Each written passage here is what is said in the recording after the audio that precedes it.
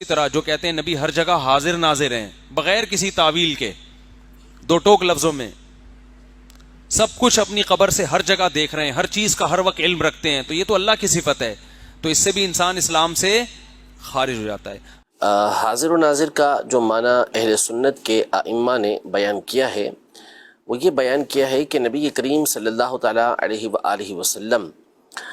اپنی قبر انور میں ہی تشریف فرما ہے، اور اللہ تبارک و تعالیٰ کی دی ہوئی قدرت سے جو کہ قادر مطلق ہے رب العزت جل وعلا، تو اس کی دی ہوئی قدرت سے آپ اس بات کا علم رکھتے ہیں کہ کہاں پر کیا ہو رہا ہے، یعنی ہر مقام کا علم اللہ تبارک و تعالیٰ نے عطا فرمایا، اور ساتھ ہی ساتھ اس بات کی قدرت عطا فرمائی ہے کہ نبی پاک صلی اللہ تعالیٰ علیہ وآلہ وسلم جس مقام پر تشریف لے جانا چاہیں اور ایک وقت میں کئی مقامات پر تشریف لے جانا چاہیں تو یہ بالکل ممکن ہے، اور آپ علیہ الصلوۃ والسلام اپنی قبر مبارک میں ہی جلوہ فرما ہو اور وہاں سے ایک وقت میں کئی مقام پر اللہ تبارک و تعالیٰ کی دی ہوئی قدرت سے تشریف لے جا سکتے ہیں، بالکل لے جاتے بھی ہیں۔ اس کی بڑی مثال جو ہے، جیسے صحیح قول کے مطابق جو ہے وہ منکر نکیر دو فرشتے ہیں، ٹھیک، اور ایک ہی وقت کے اندر کئی مقامات پر لوگ مرتے ہیں، دفنائے بھی جاتے ہیں، اور برزخ کا معاملہ ان کا شروع ہوتا ہے، تو ان سے سوالات کرنے والے یہ دو فرشتے ہر مقام پر جہاں جہاں میت ہوتی ہے وہاں وہ پہنچے ہوئے ہوتے ہیں۔ تو یہ بالکل واضح طور پر اللہ کی دی ہوئی قدرت ہے کہ وہ دو فرشتے ہیں اور وہی ہر مقام پر پہنچ رہے ہیں۔ ٹھیک ہے۔ اسی طرح شیطان، یعنی فرشتے تو بہت بڑی بات ہے نا، فرشتے تو اللہ کی نوری مخلوق، انبیاء کرام علیہ السلام کا مقام و مرتبہ تو بہت بلند و بالا ہے۔ شیطان کو یہ قدرت ہے کہ وہ انسان کی جو رگیں ہوتی ہیں، خون کی رگیں، اس کے اندر دوڑتا ہے،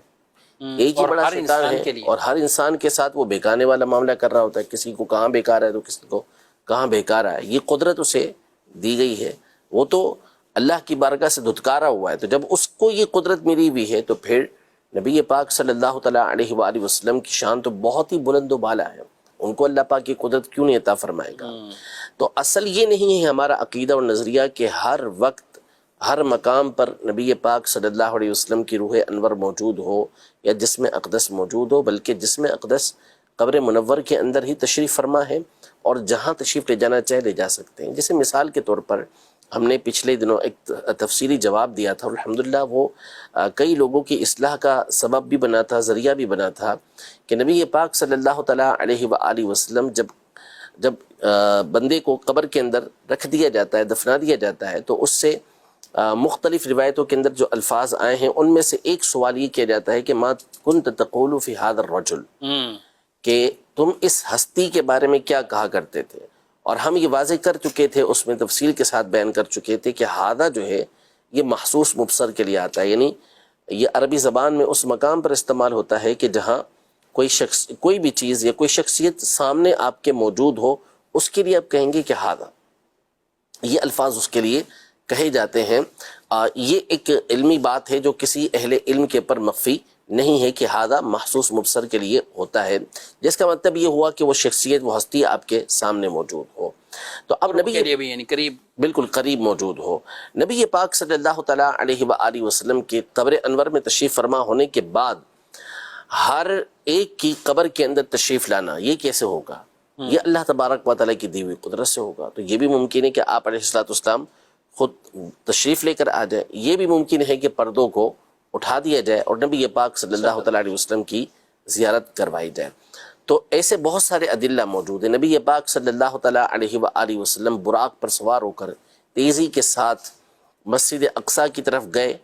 معراج کی رات۔ درمیان میں صحیح مسلم شریف کی حدیث مبارکہ ہے کہ آپ علیہ الصلوۃ والسلام نے موسیٰ علیہ الصلوۃ والسلام کو ان کی قبر میں نماز پڑھتے ہوئے دیکھا، لیکن جب آپ مسجد اقصیٰ پہنچے تو وہاں پہلے سے موجود تھے۔ پھر مسجد اقصیٰ سے جب آپ آسمانوں پر گئے تو آسمانوں پر بھی سیدنا موسیٰ علیہ نبینا و علیہ الصلوۃ والسلام موجود تھے۔ تو یوں اللہ تبارک و تعالیٰ اپنے نیک بندوں کو یہ قدرت اور طاقت عطا فرماتا ہے کہ وہ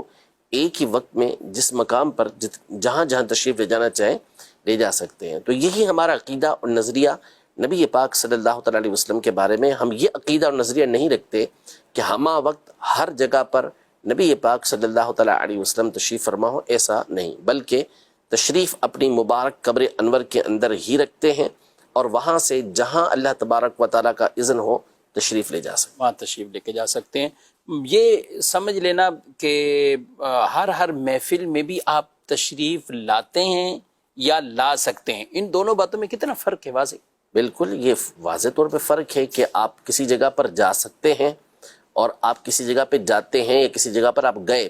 تو وہاں آپ جا سکتے تھے لیکن آپ نہیں گئے، مرضی ہے. لیکن آپ وہاں جا سکتے تھے اور آپ گئے تو بھی آپ کی مرضی ہے. تو نبی پاک صلی اللہ تعالیٰ علیہ وسلم کے حاضر و ناظر ہونے پر ویسے تو اور بھی دلائل ہیں، لیکن ایک جو اعلیٰ حضرت امام علیہ سنت رحمۃ اللہ تعالیٰ علیہ نے شاہد کا ترجمہ فرمایا ہے، تو اس کا ترجمہ ہی آپ رحمۃ اللہ تعالیٰ علیہ نے حاضر و ناظر کا فرمایا. تو یہ مفہومی ترجمہ ہے، ٹھیک ہے. تو کسی مقام پر اعلیٰ حضرت امام علیہ سنت نے لفظی ترجمہ فرمایا تو کسی مقام پر آپ نے مفہومی ترجمہ فرمایا، ایسا مفہومی جو عقیدہ بھی واضح عقیدے بھی واضح کر رہا ہے. تو شاہد کا مطلب یہ ہوتا ہے گواہ، اور گواہ یہ ضروری ہے کہ اسی چیز کی گواہی دے گا کہ جس کو اس نے اپنی آنکھوں سے دیکھا ہو. آئی وٹنس ہوتا ہی وہ ہے جو موقع پر موجود ہو، اس نے اس چیز کو دیکھا ہوا ہو. تو اللہ جل شانہ نے نبی پاک صلی اللہ تعالیٰ علیہ وآلہ وسلم کو ہر چیز آپ کے سامنے حاضر کر دی اور آپ علیہ الصلوۃ والسلام نے اس کو دیکھا، اسی لیے تو آپ ہر شخص کے بارے میں گواہی دے رہے ہیں. قرآن مجید فرقان حمید میں اللہ جل شانہ سورۃ النساء میں یہ ارشاد فرماتا ہے فَكَيْفَ إِذَا جِئْنَا مِن كُلِّ أُمَّةٍ بِشَهِيدٍ وَجِئْنَا بِكَ عَلَى هَؤُلَاءِ شَهِيدًا، کہ کیسا معاملہ ہوگا جب قیامت کے دن ہم ہر قوم میں سے، ہر امت میں سے ایک گواہ لے کر آئیں گے، یعنی نبی علیہ السلام لے کر آئیں گے جو ان امتوں کے اوپر گواہی دیں گے، اور ان تمام کے اوپر ہم آپ کو گواہ بنا کر لے کر آئیں گے. تو یوں نبی کریم صلی اللہ تعالیٰ علیہ وسلم ہر ایک کے اوپر آپ کو گواہ بنا کر لایا جائے گا. تو وہ گواہی کیسے ہوگی؟ وہ گواہی ایسے ہی ہوگی کہ آپ علیہ الصلوۃ والسلام کو ہر چیز یہ دکھا دی گئی، ہر چیز آپ کے سامنے حاضر کر دی گئی. اور بھی اس پر دلائل ہیں، جامع ترمذی کی حدیث مبارکہ ہے اور کتابوں میں حدیث مبارکہ ہے. نبی پاک صلی اللہ تعالیٰ علیہ وسلم ارشاد فرماتے ہیں کہ میں نے اللہ تبارک و تعالیٰ کو ایک اچھی صورت کے اندر دیکھا، تو اللہ جل شانہ نے اپنا دست قدرت میرے دونوں کندھوں کے درمیان رکھا، تو میں نے اس کی ٹھنڈک کو اپنے دل میں محسوس کیا. فعلمت ما فی السماوات والارض، تو جو کچھ آسمانوں اور زمینوں میں تھا سب چیزوں کو میں نے جان لیا. تو یہ نبی پاک صلی اللہ تعالیٰ علیہ وسلم کو علم عطا کیا گیا، اسی لیے تو آپ ہر چیز کی گواہی دینے والے ہیں. سبحان اللہ. ہر چیز کو آپ کو دکھا دیا گیا، ہر چیز آپ کے لیے حاضر کر دی گئی. حتیٰ کہ آپ فرماتے ہیں کہ بخاری شریف کی حدیث مبارکہ ہے کہ آپ علیہ الصلوۃ والسلام صلاۃ الکسوف پڑھا رہے تھے، سورج گرہن کی نماز پڑھا رہے تھے، تو آپ نے فرمایا کہ آج کے دن جو کچھ میں نے نہیں دیکھا تھا ہر چیز مجھے دکھا دی گئی، یہاں تک کہ جنت و دوزخ بھی مجھے دکھا دی گئی. تو ہر چیز کو دیکھ لیا، تو ناظر ہیں، دیکھ رہے ہیں، ہر چیز آپ کے سامنے حاضر کر دی گئی، تو حاضر ہیں آپ علیہ الصلوۃ والسلام. یہی شاہد کا معنی بنتا ہے. اسی لیے امام علیہ سنت رحمۃ اللہ تعالی علیہ نے کئی مقام پر شاہد کا ترجمہ یہ حاضر و ناظر کیا ہے. سبحان اللہ.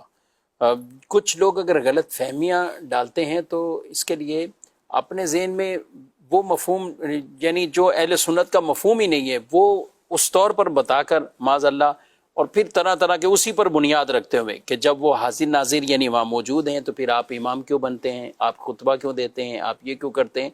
تو ہمارا تو عقیدہ یہ نہیں کہ آپ جسم مسعود کے ساتھ ہر اس محفل میں یا ہر اس مسجد میں